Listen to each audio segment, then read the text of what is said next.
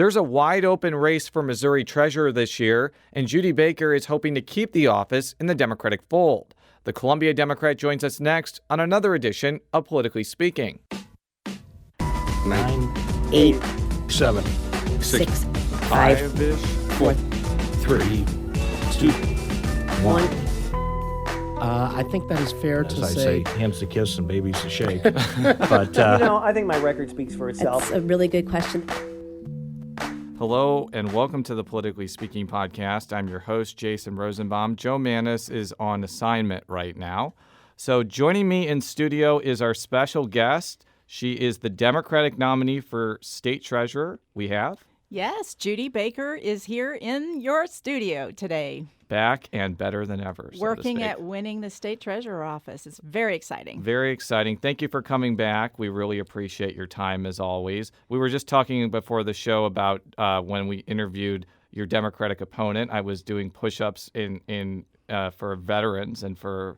Let me rephrase that. Actually, I asked you about that because I wasn't going to offer to do any push-ups with you today, no matter what. Well, all I can tell you is that my arms hurt for several weeks after that. Well, good, but it was for veterans, and so that's what counts. Absolutely. And I know that you come from a veteran family. I think your father was in the Navy, if I'm not dad mistaken. was 20 years military, and so I grew up on bases all over the United States. It was the best education one could have, actually, was to be in the military. Well, let's touch briefly on your primary victory. In a cycle where there were lots and lots of contentious primaries, it seemed like the treasurer's Democratic primary was spirited but not overly negative. Is that a fair assessment? I think that is a really fair assessment. It's good word. Spirited is right.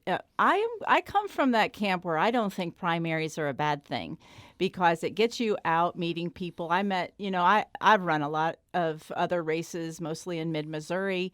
So I'd met a lot of folks in that area, but, a statewide race, and with a primary got me out in communities I hadn't been in yet. So I met a whole lot of new people, and my opponent did too. And we got them energized about the state treasurer race and what we could do there. There's some platform issues there that I think that the two of us even shared, and some we had differences. But in the end, I think that we set a Democratic agenda for what we want to do in the state treasurer's office. It's really pretty exciting. Yeah, and I have seen that Pat Contreras has enthusiastically backed your general election campaign, and that isn't the case with other statewide races. Your current state senator, Kurt Schaefer, I don't think has enthusiastically supported Josh Hawley after that bloodbath. So, well, if he has, I haven't heard about it. I haven't heard about it either. But I have. Pat is on board, and I get a chance to see him every once in a while. He's a terrific candidate, and I'm sure will be around for a long time. So, I have always said that the state treasurer's office is probably one of the most important statewide offices that doesn't get a lot of attention during election years because it's below president, U.S. Senate, governor, and even attorney general. Yeah, and it probably sounds a little boring, but it's not. And this is the perfect fit office for me right now because of my background and, some of the things that I've done in my past. When I was one of the first things I did when I was in the state legislature was I formed a bipartisan caucus that we called the American Dream Caucus. And we took some time out together across the aisle to look at the safety net programs and how they were structured and what about that structure made it difficult for people living in poverty to work themselves out of poverty. And so I learned a lot during that caucus, bringing in speakers and really digging into the policy and figuring out what was keeping people down. And, I'm still carrying a lot of that learning with me. And I think I have right now the technical knowledge to help us get some issues in poverty taken care of. As you're transversing across Missouri, how do you get ordinary Missourians excited and engaged about this race? Oh, that's a great question. And I've been everywhere. I've been in small towns, big towns, suburban. I've been with chamber audiences. I've been with, North County, St. Louis, and inner city, Kansas City. I've been with innovators. I've been, in incubators all over the state. And, just a lot of people don't know what the state treasurer does. So much of what I've been doing is just educating people about what the state treasurer does do and what are the possibilities of using some platform issues in a bully pulpit to get some things done. A lot of people like to say it's the chief financial officer of the state, which is true. I mean, we run an office that has accountants and auditors and a lot of policy folks. But I'd like to bring to this a sense of being the chief economic officer, to look at the bigger picture. What's our business climate like? How can we grow? How can we increase trade? How can we build the pie, grow the pie so that there's more in the end of the day? We struggle with right now. There's so few and limited resources that divvying up the pie is a huge food fight, essentially. And so instead of just having issues over who gets what little pieces, let's grow the pie so that we can do some of the things for the future that we need to do. One of my biggest disappointments when I was in the legislature was, when we look at the budget, it's only a 12-month budget. I would consistently say, what's our 5-year plan? What's our 5-year plan? And so when I get back into things down in Jeff City as state treasurer, that's going to be my focus. That was going to be my next question, because typically the governor is heavily involved in the budget process. But, as you just mentioned, the treasurer's office obviously knows the financial situation of the state pretty well because that's part of their job. Do you want to kind of provide almost like an omnibudsman role to legislators that are crafting the budget? Would you want to be practically involved? I'd like to hear more about this. That's a good question. Right now the state treasurer doesn't weigh in, so to speak, on budget making. We're not on the budget committee. We're not the governor making the budget. But I think that we can have some influence. And definitely the state treasurer is consistently at forums where the economy is being talked about. And we're with business people on a daily basis talking about what Missouri needs to do to attract jobs, how to build an attractive business climate. I've been as a candidate going around to, the labor community and talking about how we can have better more available workforce, a skilled workforce, using the apprenticeships and associate degrees and STEM programs through, our labor movement, in order that we can be attractive to businesses that want to move to Missouri. It's not just about tax policy. When you want to attract businesses, it's not just tax policy. That's an important component, and we're actually pretty good on that. And we talk about that to the exclusion sometimes of what are the other things that attract businesses? And when you look at the places where high-paying jobs do go, it's to places that have high-quality health care, that have world-class higher education institutions, that have really strong, innovative, well-put-together infrastructure like roads and transit. And then lastly, that has that pipeline of skilled workforce. That's what businesses really look for. So let's kind of dive into the different segments of what the treasurer's office does. As you kind of mentioned, while it may not seem incredibly exciting, which I don't even think is the right assumption, I think finance and treasury is fundamental and very exciting. The treasurer's office performs so many important things in Missouri. So just from a general philosophical standpoint, if you are elected as the next state treasurer, give me a sense of how you would run the office and what sort of priorities you would want to focus on. Well, the current treasurer has done a phenomenal job. Everywhere I go, no matter what side of the aisle you're on, they talk about what a great treasurer he has been. So I will continue to do a lot of the things that he's done inside the office to create efficiency, accuracy, transparency. We will continue those great things. I also want to I'm working my whole campaign under a banner of build assets, build lives.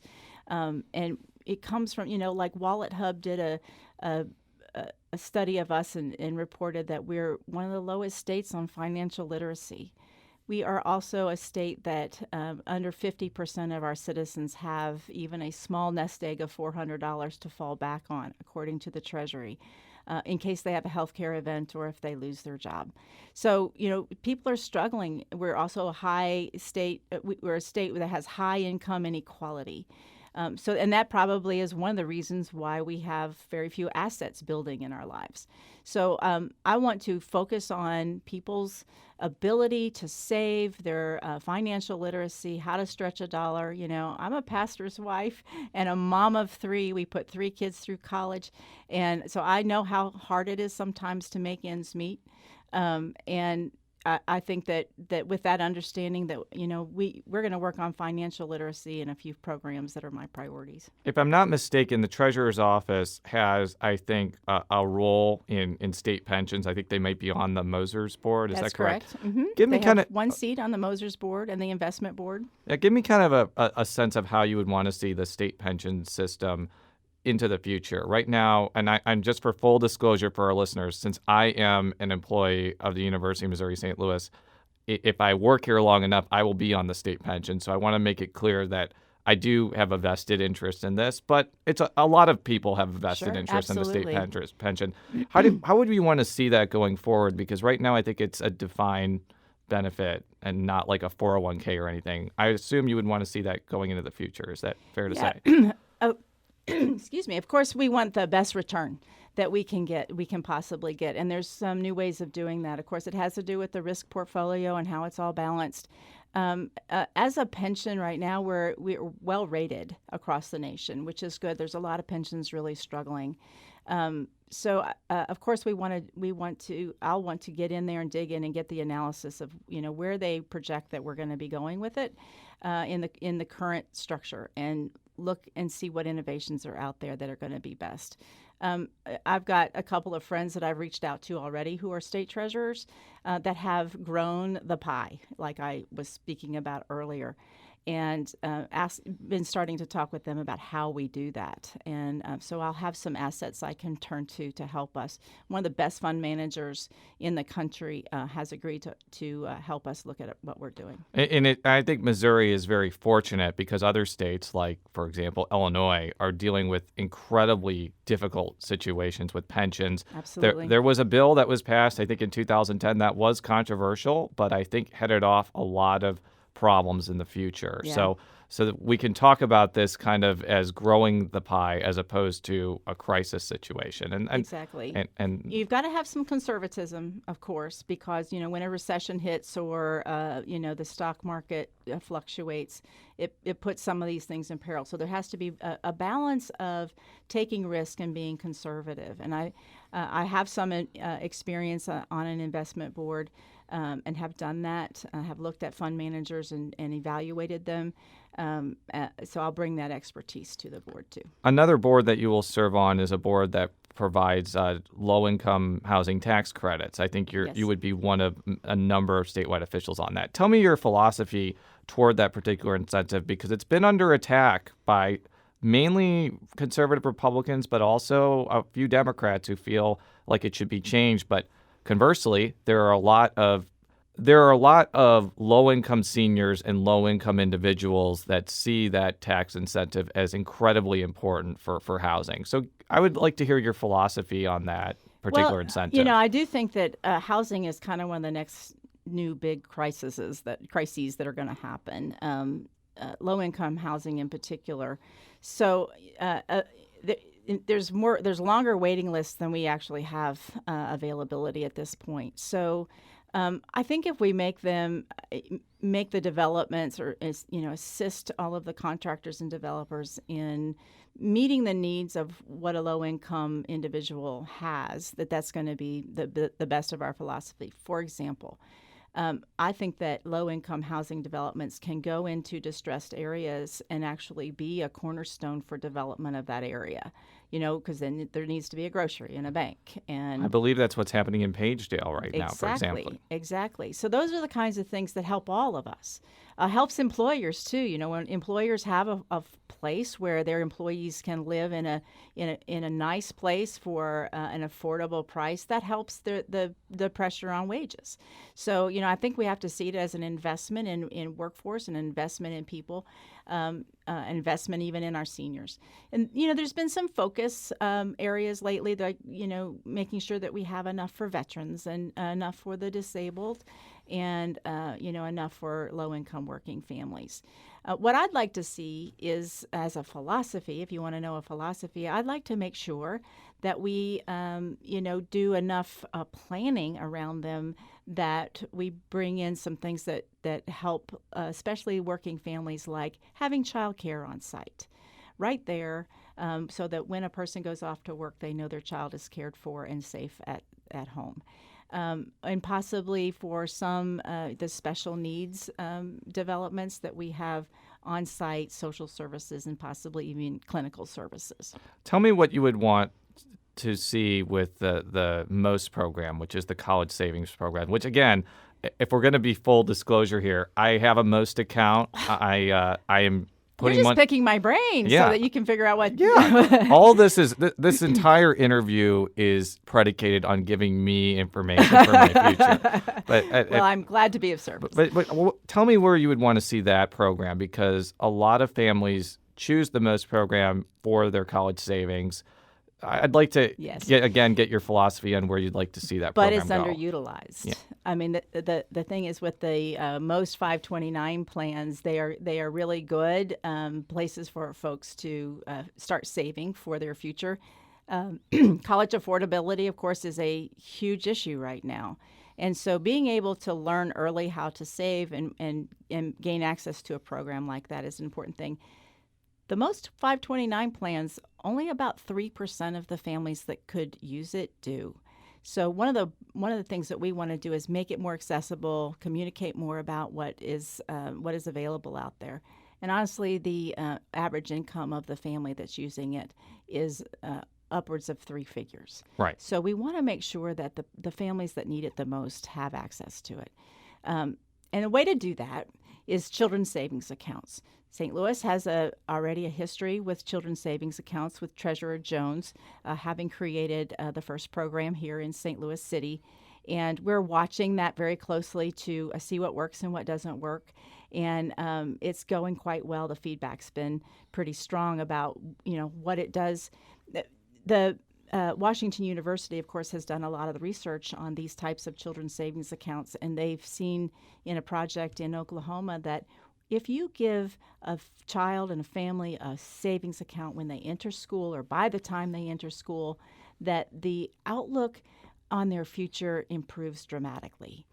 So I'd like to see that type of program scaled to the state so that, everyone who enters school has a savings account.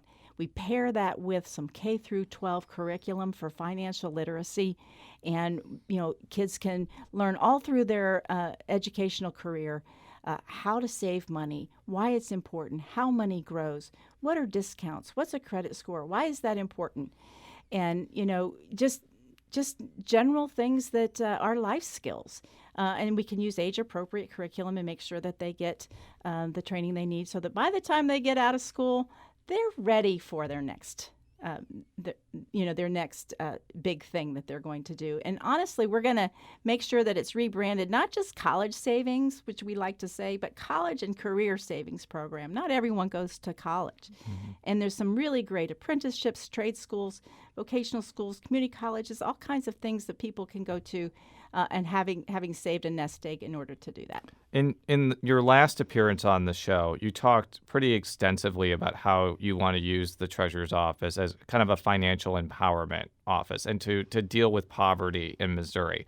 I would like you to kind of flesh out practically how you're going to do that, because obviously you'll have a bully pulpit, but I know that there could be some influence you could have on the legislature to start programs to deal with that, because as you and I both know, poverty in Missouri is an immense problem, not just in urban areas, but also in rural Missouri. It is. I'd like you to kind of expand upon that philosophy. Well, I would like to see our safety net programs to all go towards a stair-step approach. So right now we have a cliff-off effect, and I'll be doing this advocacy to the legislature. I can go door to door at night to my colleagues in the legislature and just talk about what it is I think that we can do to help people pull themselves out of poverty, because everyone wants to. I mean, no one wants to live in poverty. Unfortunately, we have some systems that create barriers.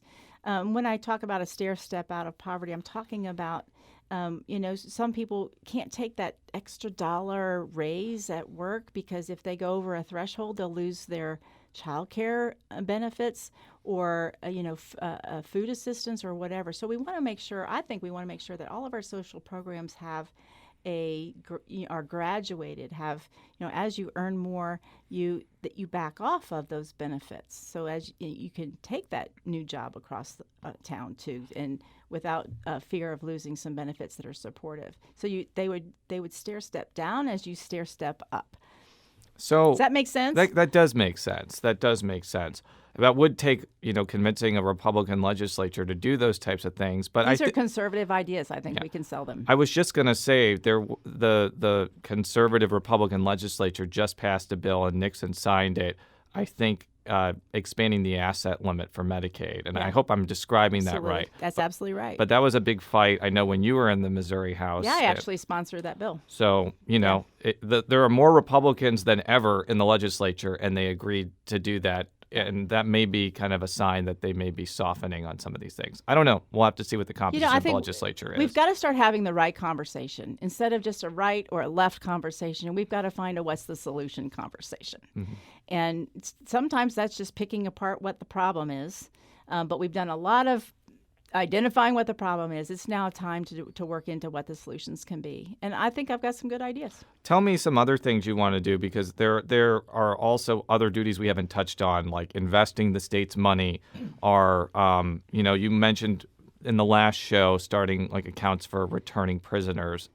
Any other ideas you want to mention? So the reentry program is another one that I've come up with as what I think would be a strong public policy initiative through the state treasurer's office. It would use a very similar mechanism like the 529 plans, so that inmates, while they are serving their time, are also learning about financial literacy, how to start a business, what are negotiation skills, and so they would have a bank account and start to build assets, so that when they get out, that those assets would flow with them to their reentry program, and that they would be able to address their needs as they reenter their community. So I think, and there's already some not-for-profits that have picked up on that and are working on that idea, even though we spoke about it as early as last fall. So you are running against Republican State Senator Eric Schmidt. He is a two-term senator from the St. Louis area. I'll ask very simply, what do you think is the biggest difference between you and your opponent when you're running for this office? I think largely it is what we just talked about, the things we're just talking about. I'm talking about things that are going to matter to working families and the struggles that they face every day.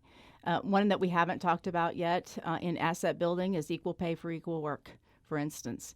And the legislature hasn't passed anything in this state to address that issue. While, women and especially women of color make somewhere between 65 and 75 cents on the dollar. So it's not just women, it's women and minorities and the pay gap.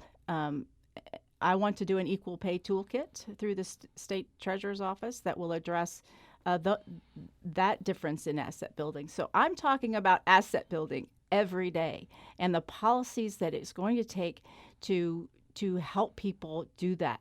We all want everyone to be independent as they possibly can be.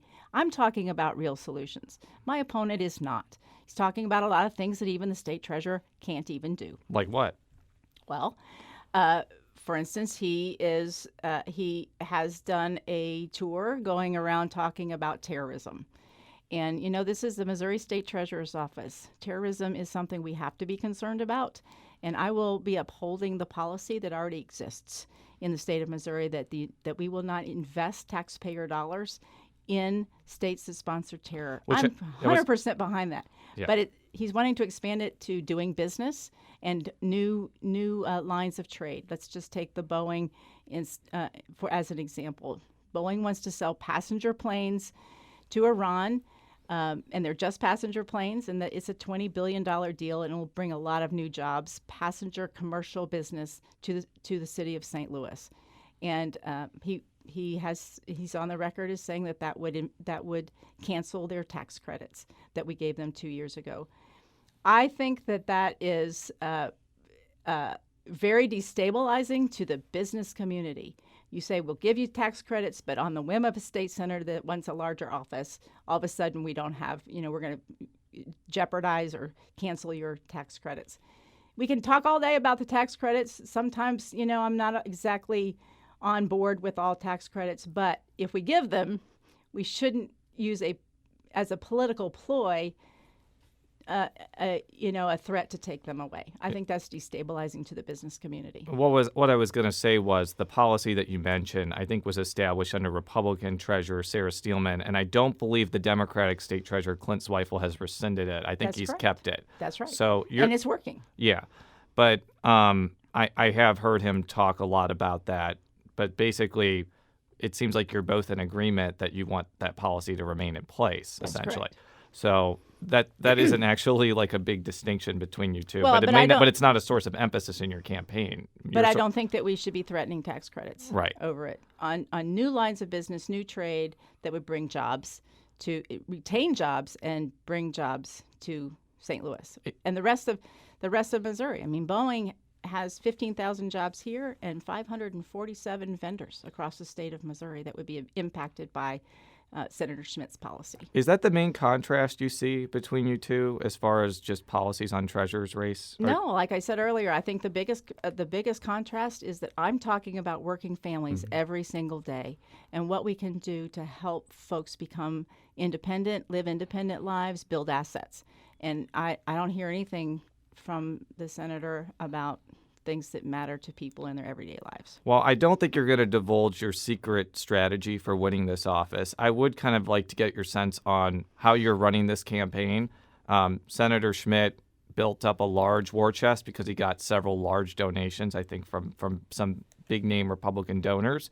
But I have noticed from looking at the Missouri Ethics Commission that money is trickling your way from various sources, which signals to me that you'll probably have enough to get on TV pretty soon, if not imminently. So, again, without divulging your secrets, how are you kind of squaring away how you're campaigning for this statewide office? Well, I will say your observations are absolutely right on point.